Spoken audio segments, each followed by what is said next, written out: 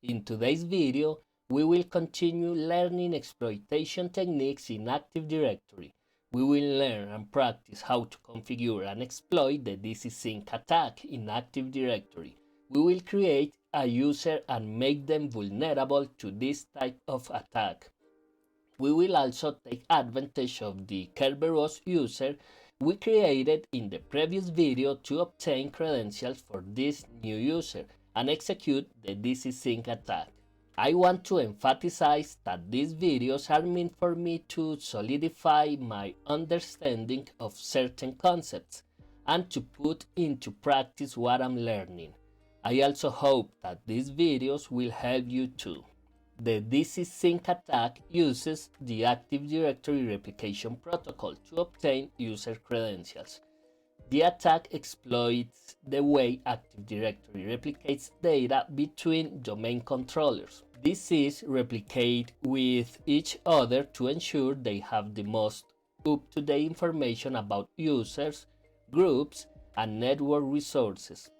The attack works by simulating the behavior of a domain controller and requesting another DC to replicate user data. The target DC, unaware that the requester is not a legitimate DC, will respond with the requested data, including password hashes. With these hashes, we can perform pass-the-hash attacks using tools like DCSync.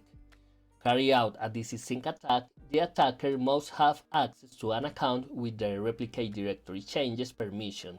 This permission allows the attacker to request information from other DCs, including user password information.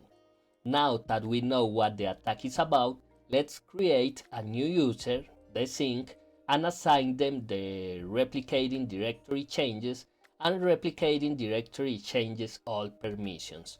Additionally, we will assign the user we created earlier, Kerberos, the generic all permission over this new user, DCSync, since we need its credentials to execute the DCSync attack. Let's start by creating the new user.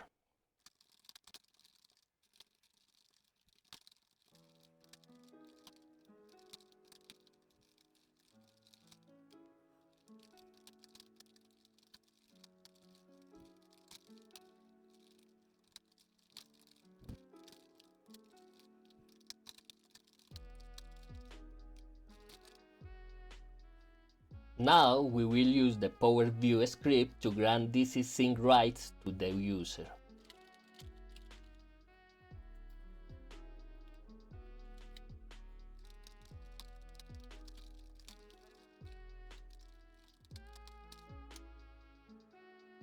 Since we have configured the permission for the DCSync user, we will assign the generic all permission to the Kerberos user over this user.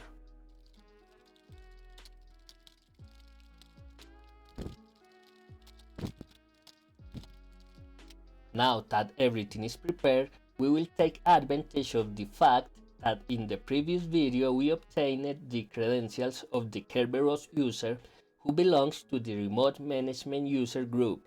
This allows us to connect to the victim machine using the evolwinrm tool.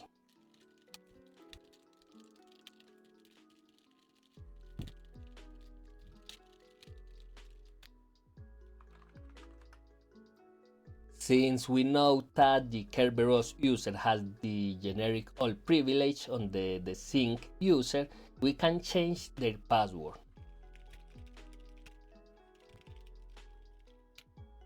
Now that we have the credential of the DCSync user, we can execute the DCSync attack. For this, we will use the secret dump tool.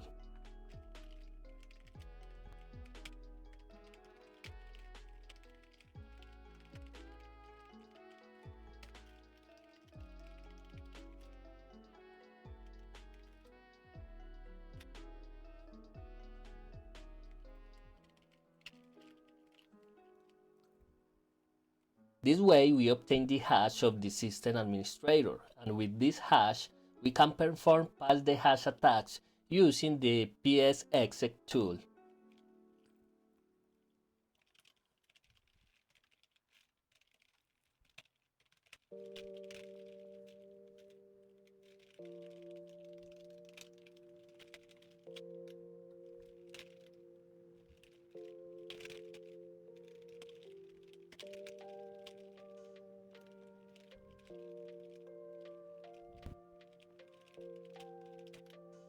In the next video, I'll show you how to identify which users have the privilege we just exploited, as we generally won't know this information.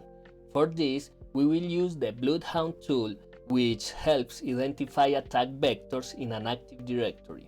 I hope you are enjoying this video series. Remember to subscribe, like, share, and leave a comment or two. Until next time.